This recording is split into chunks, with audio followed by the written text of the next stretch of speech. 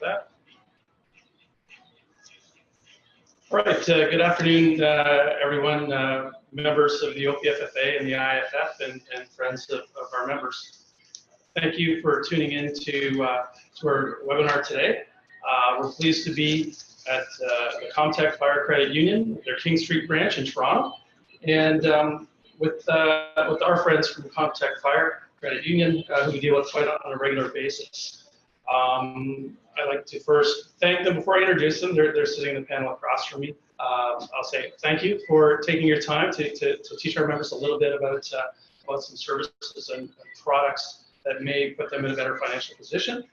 Comtech provides banking and financial services for many individual IFF and OPFA members, as well as for many of our locals and for the Canadian office of the IFF. So we're pleased to be partners with them in many areas. I think I'll just start off by introducing, and I'll put the camera around in a moment. Kevin Connolly is the Chief Marketing Officer here at Comtech Fire Credit Union. Thank you, and then I'll have you introduce your guests, and I'll turn that around, and we'll have a little discussion. I'll let you introduce everyone, and then we'll start into the presentation. Thanks, Mark. All right. Just, hang on, we'll get you look around. Oh, and there you go. There you are. You know, I just want to say thanks to everybody who's tuned in to this, our first webcast with the OPFFA, and I promise we'll try and make this as interesting as possible with material that can be sometimes dry. And I have two people with me that are going to help me do that. I'd like to introduce you first of all to Christine Chapman.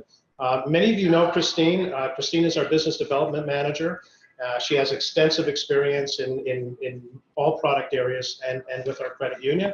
We also have with us today Peter Mendonca, who is our investment advisor with our financial services division. And if the questions get a little bit too deep and scary for myself, then what we'll do is we'll have Peter handle some of those questions. Our intention today, by the way, is to give you some broad-based information on registered products. In fact, there are a number of products that we won't be speaking about in great detail, and the reason for that is because they may or may not touch a number of you or a lot of you that have tuned in today, but we're going to focus essentially on 3 different product opportunities.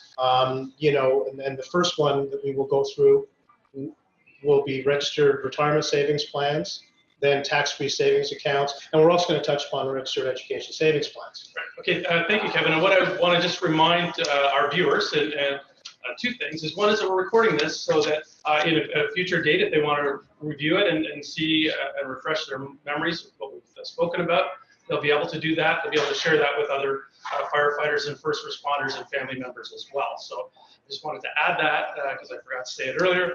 And also just advise them that if you're viewing us from your laptop computer or your computer, there is a Q&A button along the bottom of your screen. That Q&A allows you to type in questions. So throughout the presentation by the folks here, if anyone would like to type in a question, at the end of it, we'll go through them and we'll answer some of the questions for our viewers. And we would appreciate you asking questions because we want to make sure that we are as thorough as we possibly can be.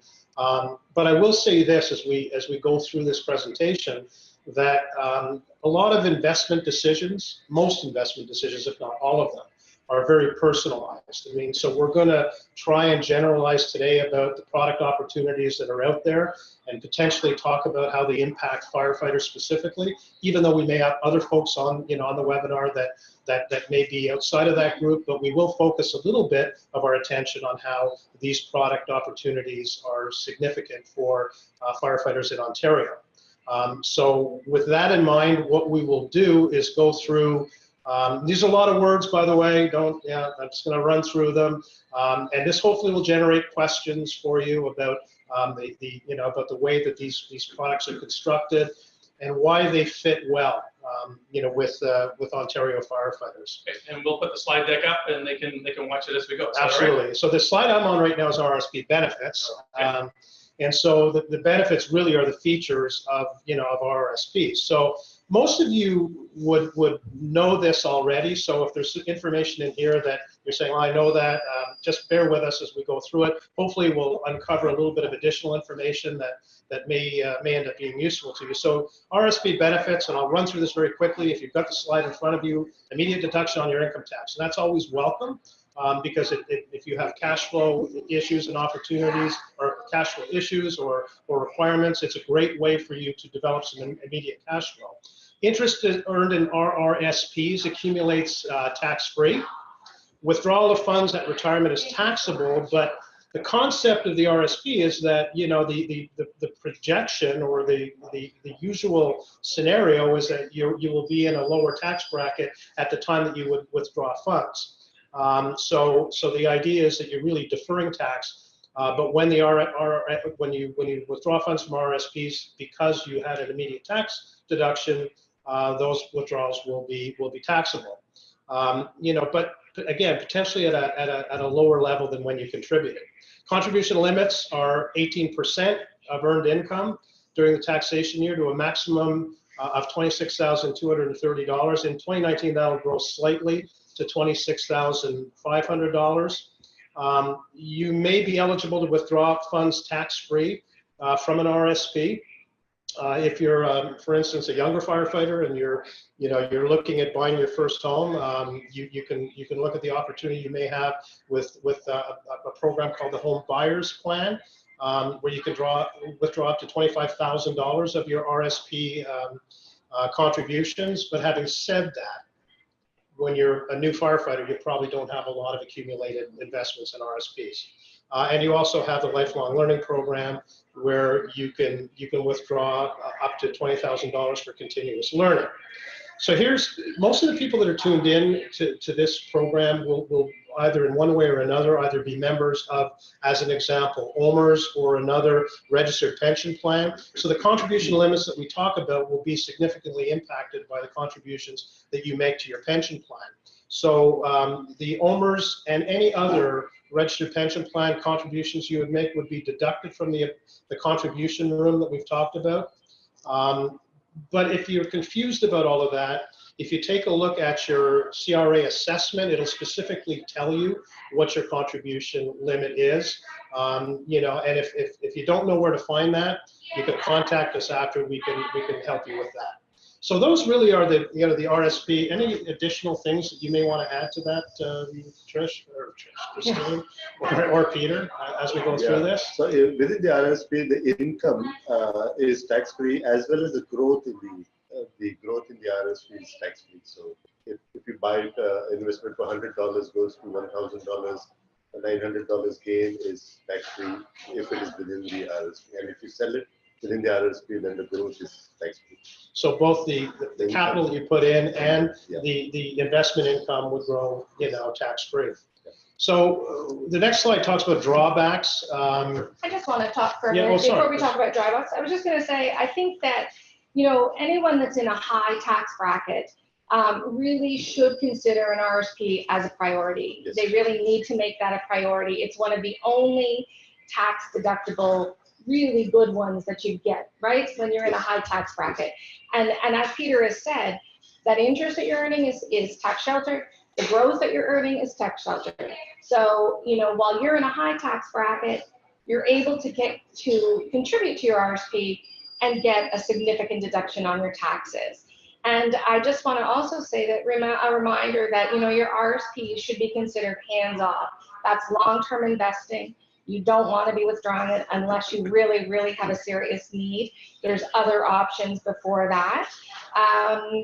And, you know, Kevin talked about the pension, about the contribution limits. They do, you know, change from year to year. So it is really important to make sure that you're staying on top of that, to know it's 18% of your earned income up to a maximum, and then less your pension adjustment. So I just think it's really important that people both know what their limits are, but also know what their contribution room is. And as Kevin said, you can go to your notice of assessment and check that out, or you can log on to your account with CRA, and that will tell you how much contribution room you have, so that you can consider, what can I afford to contribute to my RSP so that I can get the maximum deduction for my taxes.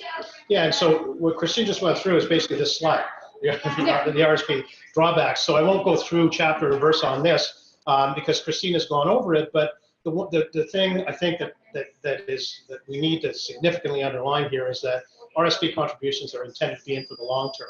You know, if you play with your RSP contributions, all the benefits that Peter spoke of about the interest or the investment income accruing tax-free as well as your principal contributions, I mean, you're going to negate that if you withdraw early. The previous slide talked a little bit about opportunities to withdraw in a tax-friendly way, but you have to have specific purpose, whether it's buying your first home or if it's for continuous learning. So the RSP drawback slide that you see on your screen right now, really no need to go over it. Other than to say that you need to consider into TFSAs in a minute. What you project your income is going to be after retirement, because if your income is going to be greater than it is right now, which is possible, depending on the amount of investments that you have, there may be reasons for you to take a look at TFSAs actually instead of RSPs. But I think, as Chris said, terrific opportunity for you to get that immediate tax benefit, which can allow you to, by virtue of getting that tax benefit, to invest in other products as well. The one thing that is on this slide that we will mention is that by December 31st of the year that you turn 71, you have to start withdrawing money from your RSP. And there's two ways to do it, either through a registered retirement income fund or to collapse the RSP altogether, which is not advisable because you pay a lot of tax on it. The RRIF, which we won't talk about a lot today, allows you to take the money out in a measured way to plan properly for tax purposes. So, can I just add to you before we move on to TFSAs that the deadline for contributing this year for your 218 tax return is March the 1st. So you have still until March the 1st of this year, 2019, to make your contribution and use it for your 218 tax return. I just, great, get in there if you haven't made it this year already. Try and make as much of a contribution as you can before the March 1st deadline.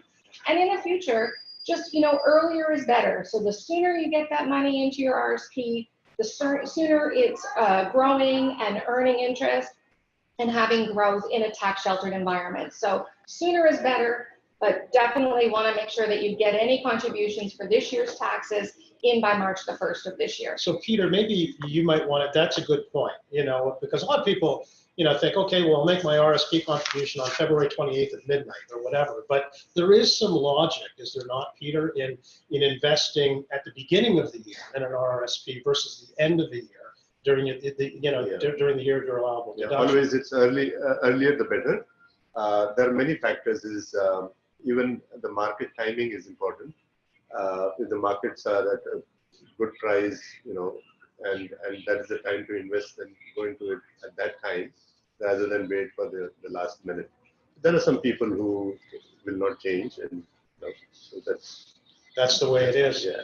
Yeah, and the other last thing I would add there is remember that, if you haven't maxed out your contribution, there's the opportunity to get an RSP loan. Yes. So, it's important to let us talk to us.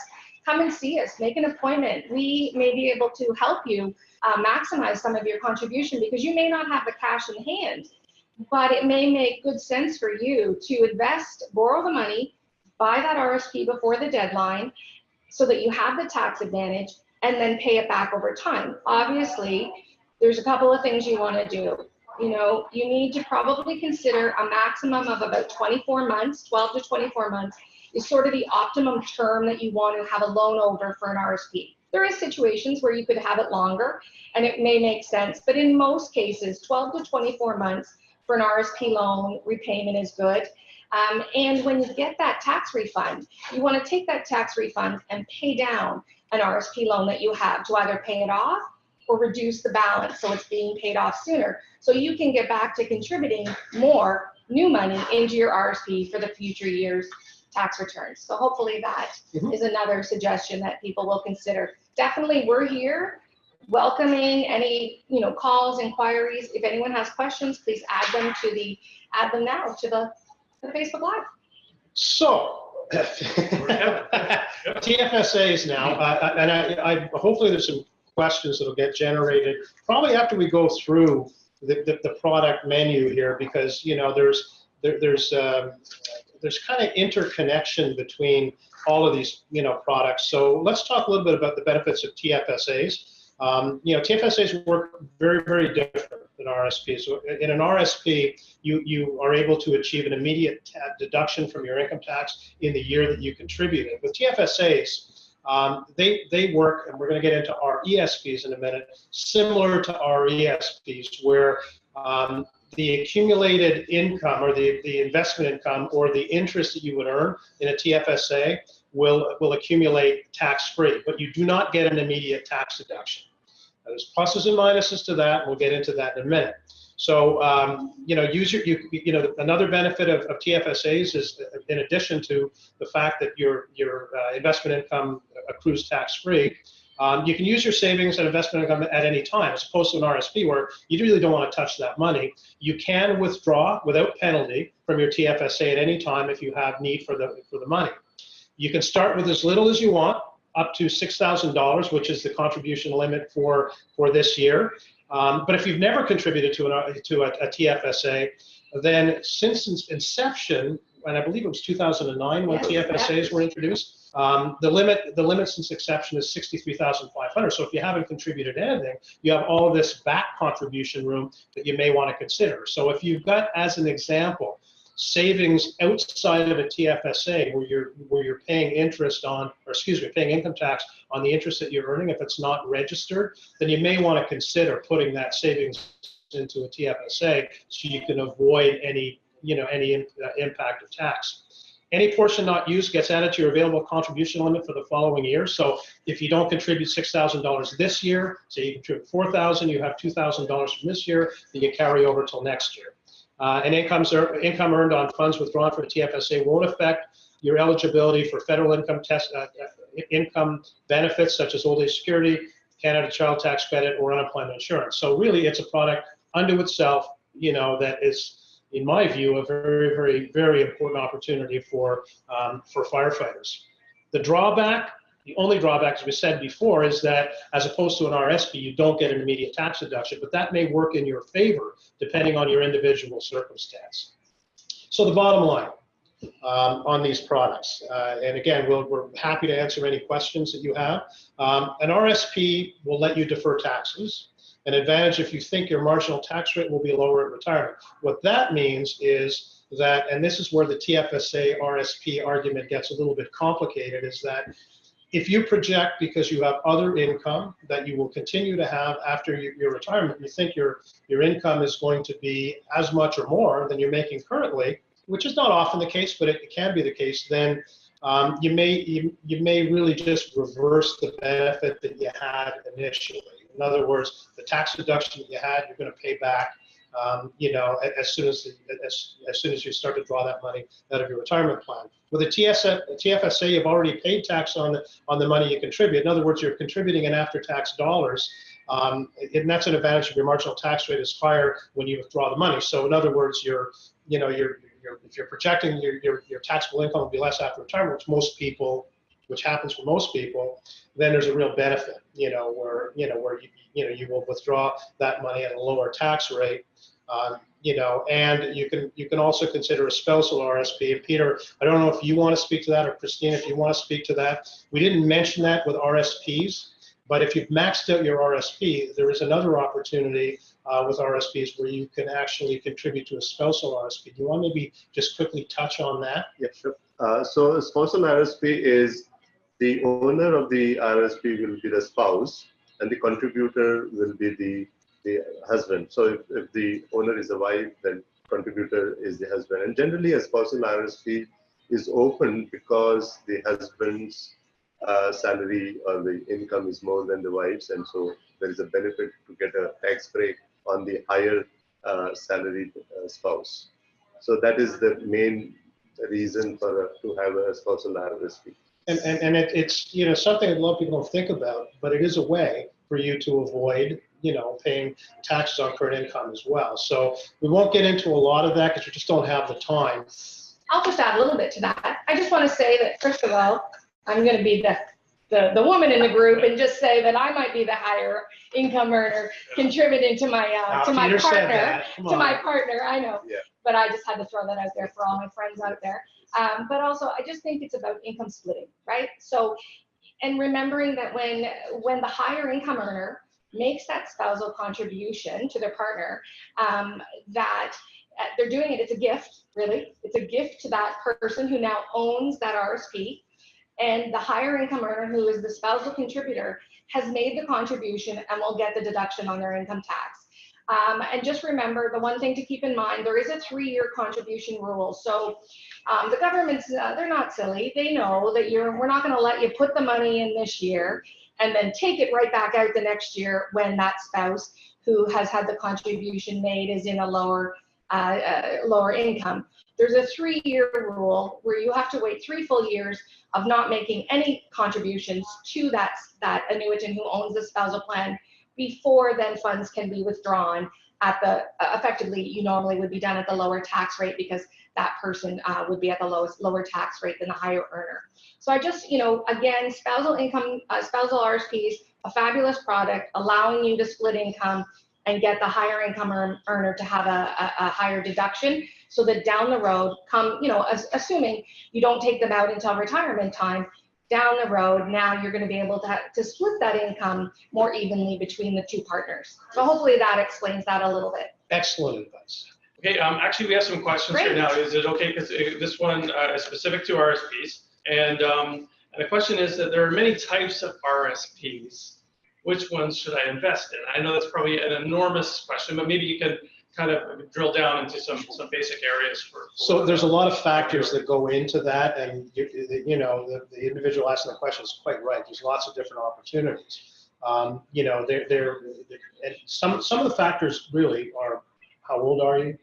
What's your investment window? How long do you have in terms of the time before retirement? But it really is, a question that's impossible to answer unless we know the individual circumstances of that person. But generally speaking, you have, term deposits, you have equity investments, you have mutual funds, you have all kinds of different opportunities. Peter, I'm going to let you speak to this because you counsel many of our members on, on the whole risk side of, and the need for a financial plan to be able to, right? Yeah, so the type of an RRSP, when you say, is a self-directed RRSP, where you can decide, the investor can decide what to buy or what to sell within the RRSP. So it is a self-directed RRSP with the help of an advisor. Or if the investor is just a simple investor, he doesn't want to take risks in the market, he can go into the GICs and the other term deposits where he is pretty safe, and it is deposit insured.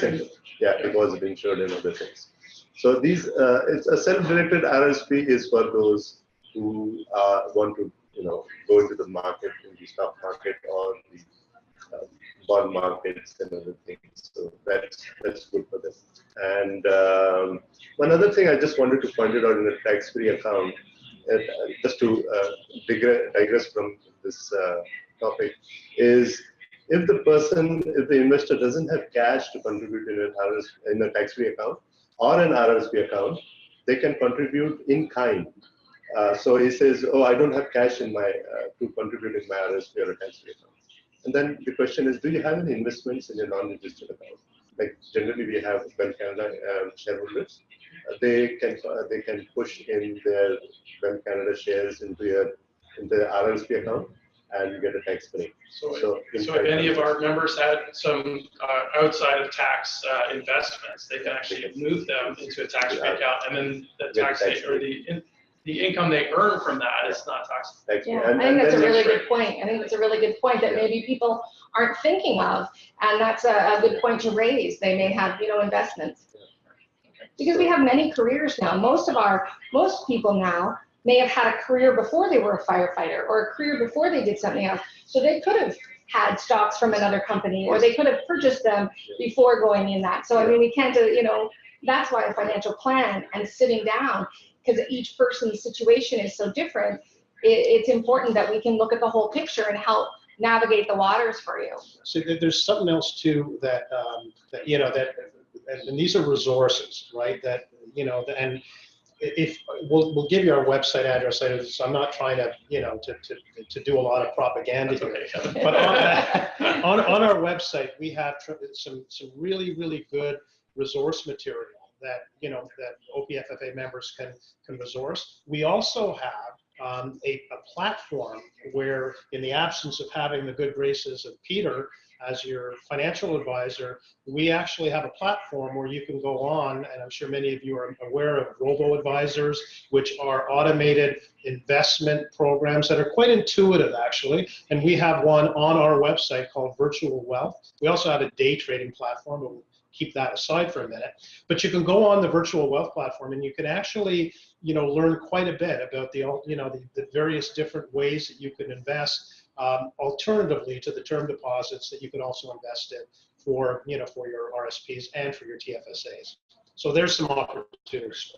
Any other questions? Well, I've got a couple more. Just on, we're into the TFSAs, and I know you're not finished your slide deck yet, but are you okay to answer? I think they're on ones we've already kind of covered. Slide deck secondary. So one was you spoke about the TFSAs have been in place for a number of years.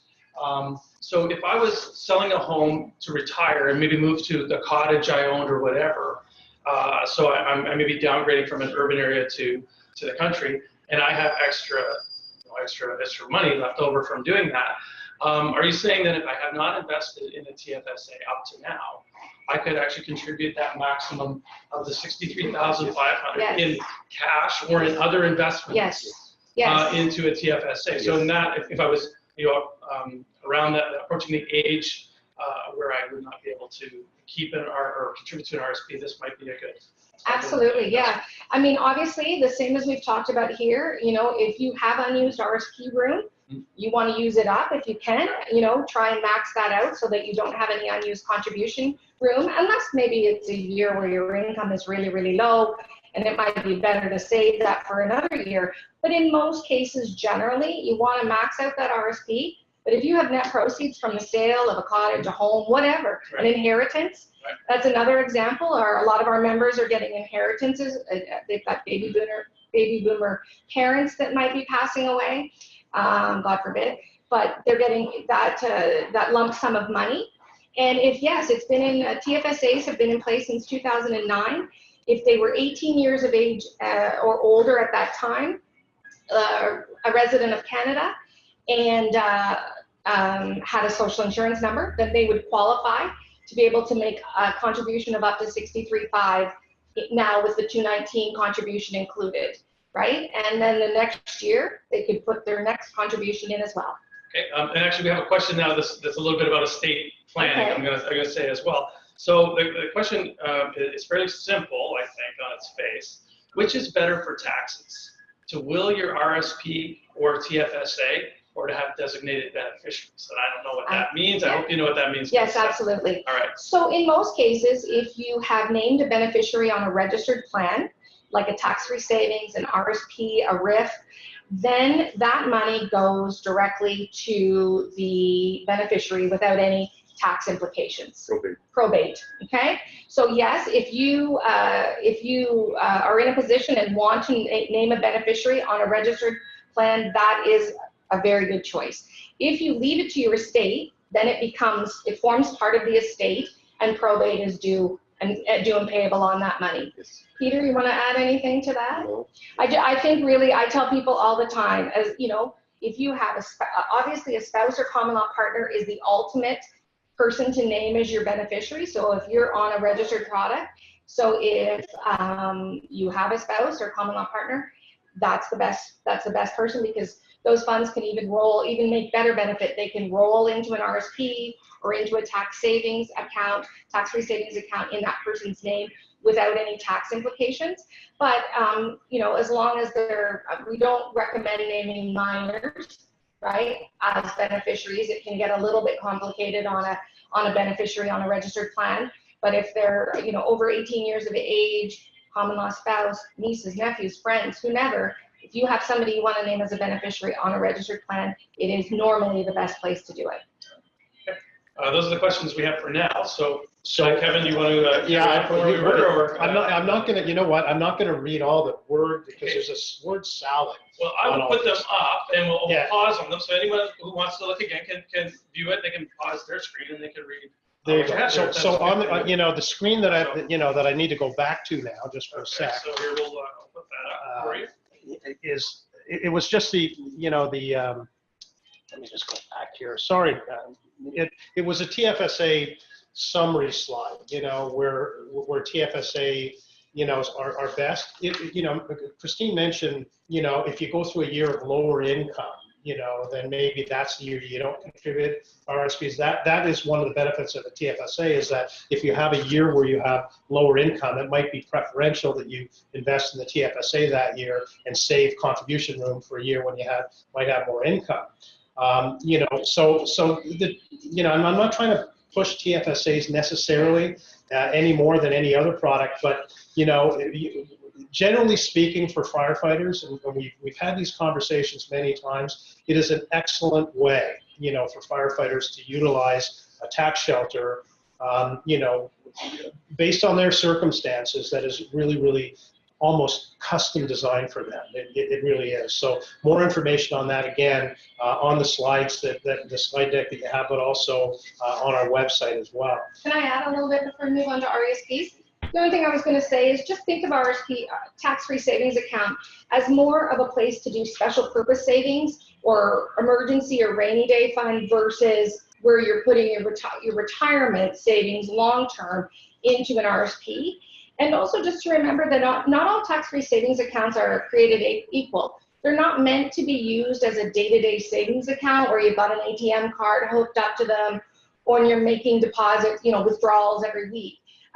Most tax-free savings accounts would offer maybe one free withdrawal a month, and then you're charged maybe $5 for every one thereafter. Everybody charges a little bit different, but on average, it's 1 or 2 free a month, and then a service charge after. Because that's sort of, again, it's not your day-to-day buying your groceries and things like that, paying your bills out of, right?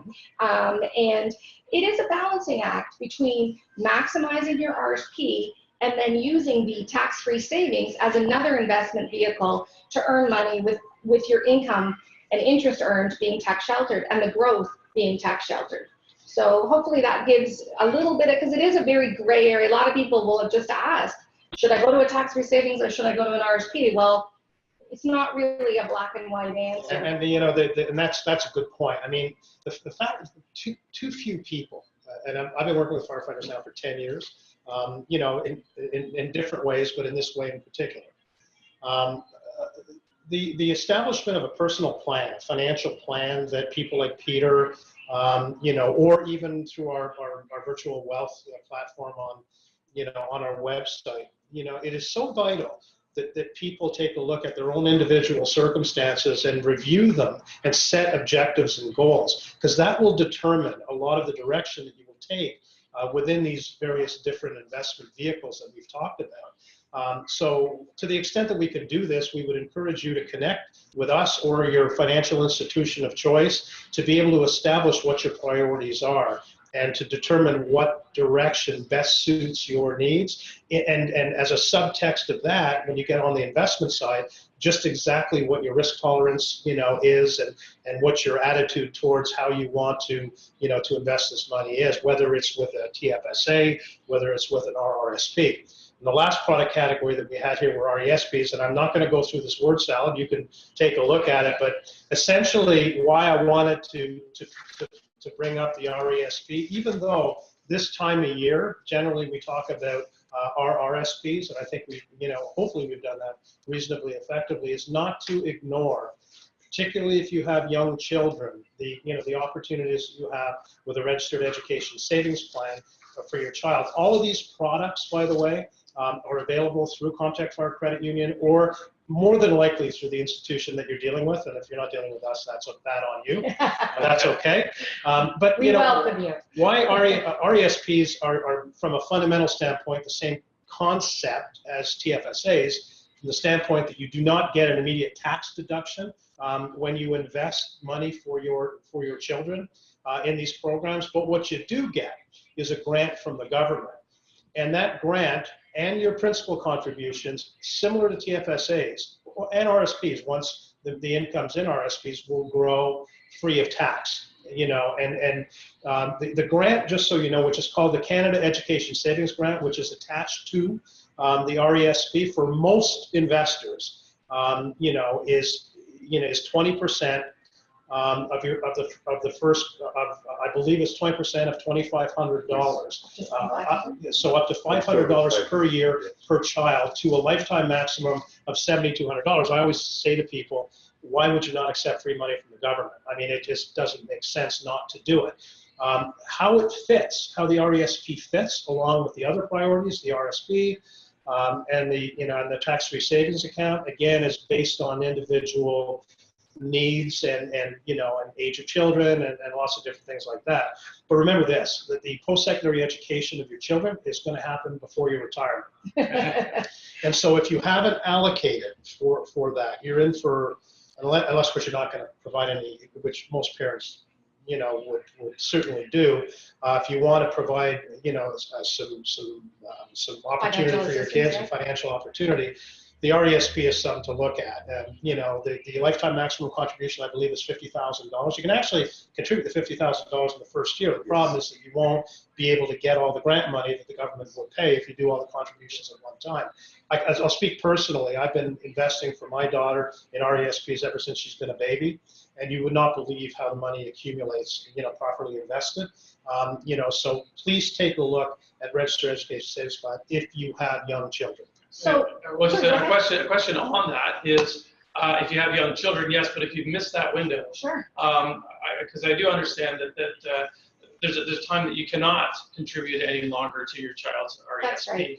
And what would those considerations? Yeah, so a plan has to be open before the child is 17. There are special rules for those that are 15 and 16, right, Peter? There's some special rules. I won't go into them today. If you have someone nearing that age, give us a call. We can help you with it. Sooner the better. So yes, the latest age to start one is 17, but ideally before 15 is the best. And as Kevin has said, the key here is, you've mentioned, sorry, I'll talk to your question. A lot of times we've got a lot going on. We've got, we're buying houses, we're buying cars, we're trying to get our careers going. So you may miss your window. You're balancing, maximizing your RSPs, and you may miss the window for starting early to contribute to RESPs. It's never too late. Start, sooner rather than later, because you will be able to benefit from those grants and Canada Learning Bond grants that may be available to you. Sorry. The one thing I was just going to say with regards to RESPs is, as soon as your child is born, apply for that social insurance number so that they are then eligible to have an RESP. Just some tips that I would give would be, start early, even a little bit, like so you don't miss that window, even a little bit out of every pay. You won't miss it, and it'll grow, and you'll start to benefit from those grants, for the free money that the government is offering. As some tips would be, if you get money from parents, grandparents, aunts, uncles, birthday gifts, put that money in there. If you get a child tax benefit and you don't need it to live and afford, put some or all of it into the RESP for your children. To take advantage of those grants that are available. And again, the interest that you're earning tax sheltered and the growth from having it in there a long time. Again, this is hands-off money, just like the RSPs. It is really hands-off money that you don't want to be touching because the tax implications can be severe on doing that. Again, there's individual plans and family plans. It's normally recommended if you have more than one child that you open a family plan so that, say down the road, one doesn't decide to go to school, you can shift that money around as needed.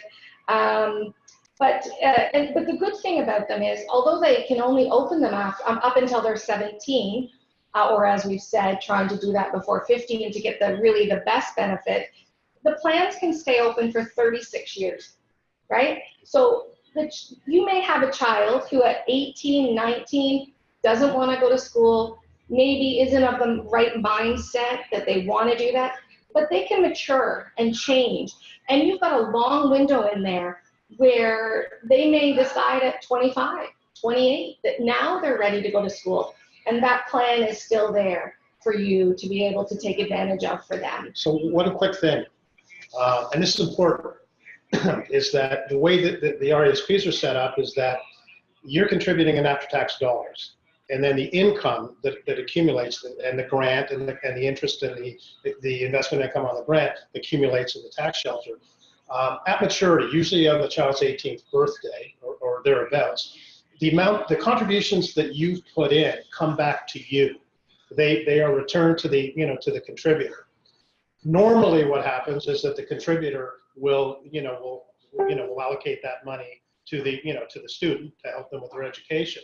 So because you put money in after-tax dollars, when those contributions come back to you, they come back free of tax. Yes. The accumulated income in the plan is taxable in the student's hands, who will likely pay little or no tax on the income as they withdraw it. They might have a part-time job or no job at all, So, summer job. That's the magic of RESPs at maturity, is that, my history in RSPs goes back a long time, and I'm not sure I'm current with the psychological aspect of it. But one of the things that I've done with our daughter, and it seems to be working, I'll just leave it at that, is that you can do a review with your child to say, look at all this money that's accumulating in this program specifically for you, and have it serve as motivation for them, because kids love money, to say this money is for you, but only if you take your education seriously. So it's not just a financial product; it can end up being a motivational product as well, used that way, and that's up to the individual how they want to do it. But in summary, it's an excellent program, just like TFSAs, just like RSPs, specifically for the purpose that those products are constructed. There were two other products in the slide deck that we're not going to talk about today because they would affect very few people that are on this webinar, but they might be of interest or they might affect a small number of people. There's a product called the Registered Disability Savings Plan, which is another tax sheltered opportunity for individuals with disabilities. So their children, with their children. Also with the dependents who are disabled too. Yes. And it's an extremely generous program. It truly is. Details on that, on that product are available on our website or through Peter. And there's also, at the time when you start to withdraw your money from your retirement savings, there is the Registered Retirement Income Fund, or the RIF, it's called. Won't spend a lot of time talking about it today, but that's an important product for you to be aware of as well in the whole context of avoiding tax when you withdraw from your RRSP. That's a lot of talk about our products. The one thing I would just say is, like, a lot of our firefighters have very generous pensions. And I think Mark touched on it when he said, there's not a lot of contribution room after my pension adjustment is made. So sometimes a lot of act that out quite easily each year. And so then they need to be, putting their money somewhere else. So they the balancing act is get some extra money into the tax-free savings account. They've got their kids.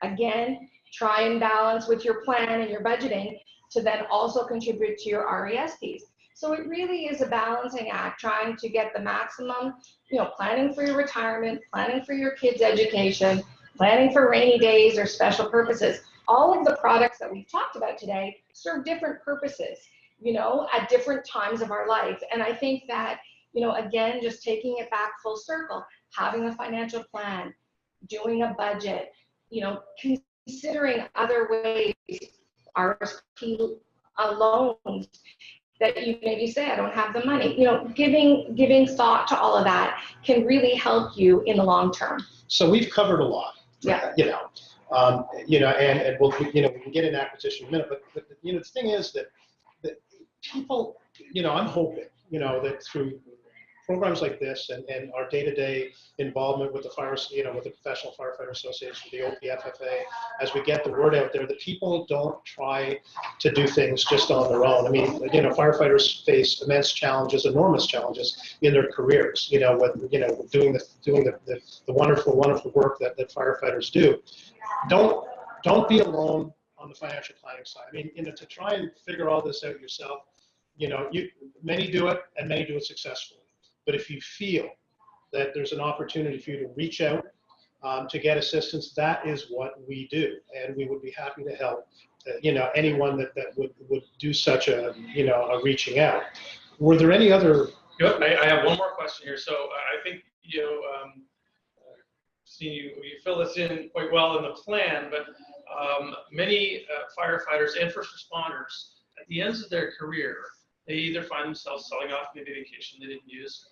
Some of our members are subject to the ability to get a credit for unused sick time, and they find themselves with lump sum buyouts or payouts at retirement. Someone has asked here, are RSPs my only option? For those retiring allowance and the Yes. sick time benefits?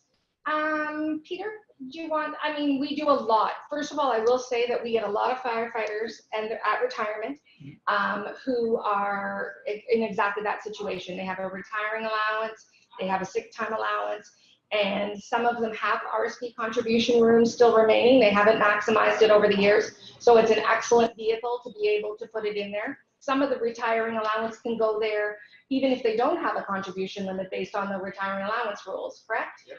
So it's maybe not your only, but it is one of the best. Yeah. I'm just trying to think off the top of my head. Well, it's the only one that will provide a tax deduction. Right, that would there just actually aren't that help many shelter. tax shelters out there. That's right. And also, like, if it is a retiring allowance that's over and above your contribution limits that you may have remaining, that is a special contribution that you're allowed, it's a face value. So if that retiring allowance is $50,000, it goes into the plan as $50,000 instead of being cashed. If you took it in cash, the government would take 45-50% right off the top of it, right?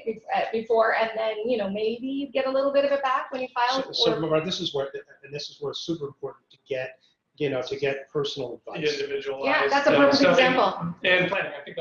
I mean, if I was going to sum up, and we're going to go to one more thing, and I'll wait, but certainly from what I'm hearing today, I think what we could all remember, planning is very important, and knowing. So knowing what products are there, knowing how certain things advantage your tax situation immediately, some are later on, and then getting the advice. Exactly. And a lot of our members may be nearing that retirement window. Don't wait, right? See us even a year before is better than the year of that you're going to retire, because you may have, it just may give a few more options to be able to look at. The sooner the better with everything. The sooner the better with your RSP, the sooner the better early in the year for contributing, the sooner the better for your RESP, like everything. If you think about it, it really does come down to that planning. Do it soon, you get that long-term growth. Chris, a lot of people out there, I'm probably one of those people. I can do this. And a lot of people do it. They do it well. But what's wrong with getting a second opinion? Yeah.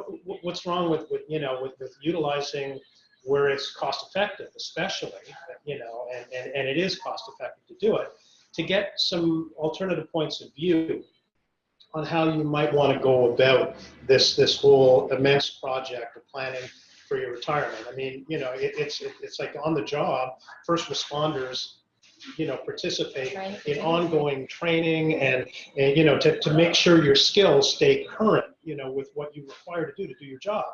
I'm not saying this absolutely parallels that, but there is some parallel at the very least with being able to stay current with, because it does change. And you change, your circumstances change. I mean, from one year to the next, maybe the advice you get or the programs and the products you invest in might not be the same as what you do the next year, which is why we would encourage you to reach out and to use our resources or the resources of whoever you choose to be able to do, an even better job on preparing for your financial future. And that's a good point you said about circumstances changing. People go through marriage breakdowns. They sell homes, they buy homes, their kids grow up, they have new children, new babies, whatever. All those things change your circumstances that you maybe were on a great path 2 years ago. And oh gosh, in that time then I bought a home, had a child, whatever, or got divorced, got separate, whatever. So regular checkups. And also I would say, even if you're using an advisor now, get a second opinion. You know what, Peter'd be happy to take a look at your portfolio and say, look at it and say where he feels you could do better, or changes that he would recommend based on the market. Or again, your changing financial circumstances. You may have been investments that were very long-term, had long-term windows on them, and gosh, now all of a sudden you're going to retire in a year. So again, regular checkups, second opinions, and getting advice. So all of that, you might say, takes a lot of time. I have no time for all of that, but it doesn't have to be like super time consuming. But what if you do invest even a couple of hours, particularly this time of year where the opportunities are relevant because we're working against deadlines right now. Now is a very, very good time, to reach out, and we are here for you if you choose to, to call us. One last quick thing. Yeah. So there's folks on this call from all across Ontario, or all around Ontario. And so, well, I'm not near King Street, or I'm not near the Ottawa branch, because we do have, we have 6 branches that we operate, and we're, our business is growing thanks to, to people on this call as well as others. We are prepared to do what we need to do to reach out and to be relevant to firefighters anywhere in Ontario. That's our mandate. It's what we will do. And if we're given that opportunity. So I don't want people to think, because we're sitting in Toronto, lovely day, by the way, in Toronto today, cold, nice day. We will make sure that we get the information to you on a personal level, and on a personalized level. And the other thing I'll add, which is one of the things we have on might be there on our slide deck, is that deposits are covered with deposit insurance by the Deposit Insurance Corporation of Ontario. Registered products, so your tax-free savings, your RSPs, your RIFs, they have unlimited deposit insurance coverage. So you could have $1 million, $1.5 million, it's deposit insured, unless it's in something like a mutual fund or the stock market. But just, GICs, term deposits, things like that, deposit insurance covered, unlimited on registered products. Non-registered products like savings accounts, GICs, term deposits, checking accounts, that has deposit insurance coverage up to a maximum of $250,000. But your registered products that we're talking about today have unlimited insurance. So I think that's something really good, and that's better than a lot of the banks. So yes, it is. It's $250,000 through credit unions in Ontario. CDIC coverage through banks is $100,000. So there's a leg up that we have. Yeah, and also on the investment side, they're insured up to $1 billion by CIPF. Also, I wanted to add was we provide financial planning as well to some people who just want to know how their finances will look 5 years, 10 years, 20 years down the road. We can make a financial plan for them, as well as geographical, proximity. I go to branches and I can meet them at our different branches. So, all right, okay, that's great. We had a few slides that I did flip through. I don't know if you want to talk about them anymore, Kevin. We're kind of coming up on an hour here. So no, I think that's any more questions? There are no questions right now. So but I think just a little bit of a recap. I know that Peter just spoke about the other branches. So you have branches in. We have Ottawa, we have Kingston, we have Amherst-View, we have Mississauga, and 2 branches in Toronto. But we, as many of your members already know, we will bring the branch to the member where a branch is not, And we also have a number of capabilities through our website to open an account online. So you can become a member online without ever stepping foot in here. You can apply for credit online. So and we are advancing those throughout 2019 as well, that there is a lot of advancements coming in the on the technology side for self-service as well. But we're just a call away. Right. Okay. Well, I think if you're cool with that, I think we'll make it a wrap. Well, except that I want to thank you. I want to thank the Ontario Professional Firefighters Association, one of our most important partners. And in fact, we're sitting in our King Street branch, and the OPFA office is at the back of our branch. There's that is just an unadulterated promotional piece. But seriously, Mark, thank you for this opportunity.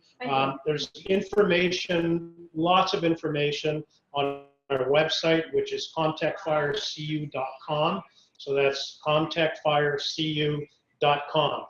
Educational materials, as Chris says, technology that can have you join the credit union. Whatever we can do, just reach out to us. We're happy to help. And I think we see you at a lot of our events too. Yes, you do. So thank you very much. So again, I'll just wrap it up. Christine, thank you. Thanks for Peter, very knowledgeable, both of you, and good perspectives. We hope that our members have enjoyed this. Certainly, by request, we can do it again sometime. Absolutely. You guys, Kevin, and you and your group are willing to do that. We'd certainly love to be able to offer up other short webinars. Absolutely. If anyone has any suggestions of what they'd like, send them in. They can see what we can send it through the OPFFA website or right at the contactfirecu.com. Thank you so much. All right, thank you, and thank you, members and viewers, for taking part in this. Everybody stay safe. Thanks a lot. Thank you. Thank you. Thanks.